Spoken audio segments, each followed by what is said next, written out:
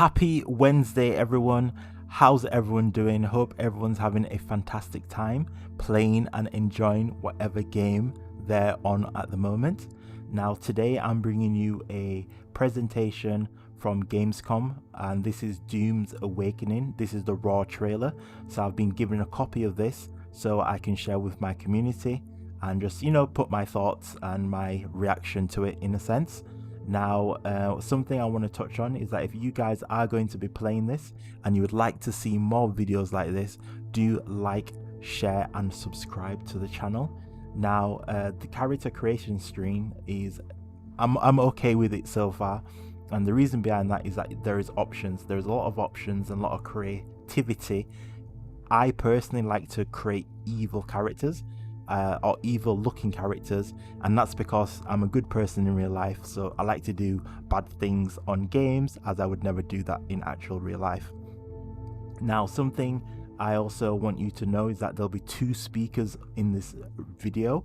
One will be myself, but I've also kept the presenter from the Dune Awakening presentation, and that's because he goes into key details and give you the information that you would probably like to hear, rather than me just talking all the way through giving my reaction. So I'm going to come back in and come back out when I feel time is right. So I hope you guys are okay with this and you enjoy this, but it allows you to get a good in-depth reasoning and understanding of what's happening with the game and the future and everything that they're going to do with Dune. So I hope you guys enjoy, and I'll catch up with you again soon. Have they told you? Well, then we what move I into am? the second phase of character creation. Then I will sift your words for lies. Let's begin. Where were you born? The second phase of character creation A world of is where water. you, as a person who may or may not know Treacherous. anything about Dune, get to make choices about who you were before the game starts.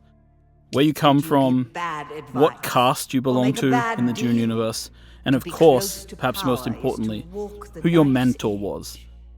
Who was your mentor? Your mentor determines your starting set of skills when you enter the game. You must have been very young. The mind must be prepared, or the training does not take. The test is almost complete. Have you spoken truth? Come here. Kneel. Put your hand in the box.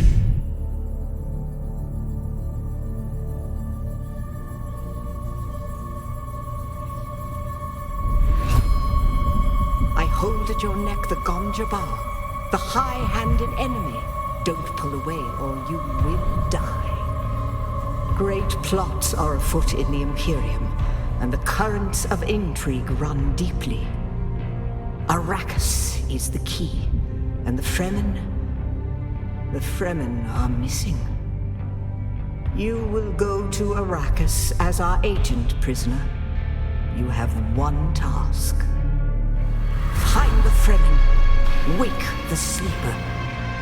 You will know when it is done.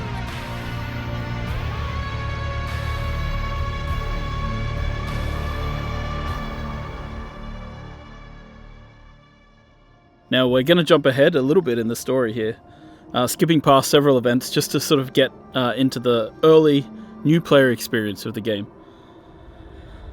And you'll see that the player, after various shenanigans, wakes up here in a cave. And as we sort of look around the cave, we'll notice that it's filled with Fremen and the remnants of, this ancient culture.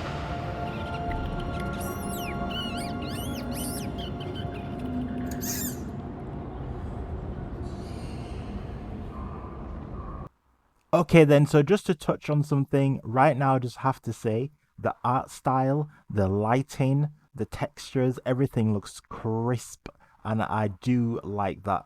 However, this is a PvP game, so I would like to see, I would like them to show the performance number. I understand it's in beta. Right now it's beta footage. However, it'll be good to show performance. And they'll stumble upon their first major interaction point, which is the Frem kit.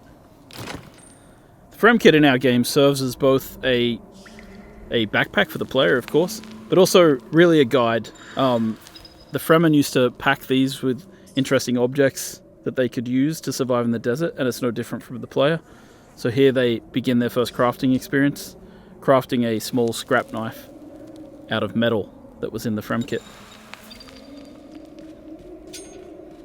These caves have been moisture sealed in order to preserve the moisture of those within the cave, and so the player, as they explore, will be able to use their scrap metal knife to pierce the seals and escape. So really this entire area, built using Unreal Engine 5, is just to sort of get the player and ease them into the path. A lot of survival games have very abrupt, very harsh beginnings, and we tried to, make the experience of joining Dune Awakening just a little easier, just give people a little bit of a feel for the world before we really toss them out into the harshness that is the desert of Arrakis. So here we've crafted a heal kit, and we're going to use that to heal our character. And once we're healed, you'll see that our stamina bar in the bottom left appears. And now that we have stamina, we can climb. The climbing system in Dune Awakening is based in part on the one that we built for Conan Exiles. It's a free-form climbing system. It can be used to climb almost anywhere. And as you'll see later, the new technology available in Dune Awakening, such as suspensor belts, allows us to do even more interesting things with traversal.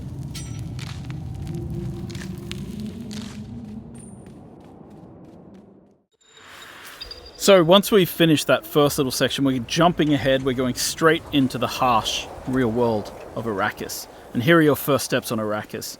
Your ornithopter has crashed, and you've got to escape from the crash site immediately, because this the sandworm is the stuff always we want to comes. see. And what you have to keep in mind is, these are the little ones.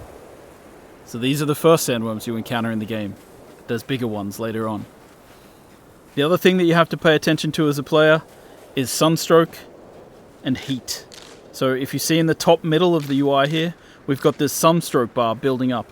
The longer you stay in the sunlight, the more chance you have of getting into the sunstroke state. And of course, our player here, not the sharpest knife in the drawer, has decided to stay in the sun and try harvesting water from plants. So he has become sunstroked. Sunstroke gives you a debuff. It means that your water goes down much faster than it normally would. That means you'll need to drink more often. So stick to the shadows, avoid the sun. It will eventually wear off if you stay in shade long enough. So now that we've made our way out of the first part of the desert and we're heading deeper in, we're going to start to harvest in the game world. So harvesting in a lot of these survival games is quite similar. In this case, we're picking up items, but we're about to pull out what's known as the cut array. And what we do with the cut array is we analyze structures to find their weak points, and then we cut along those lines to break open the structures and gain the resources inside. This is like mining. We apply it both to rocks, we apply it to metals in the game world.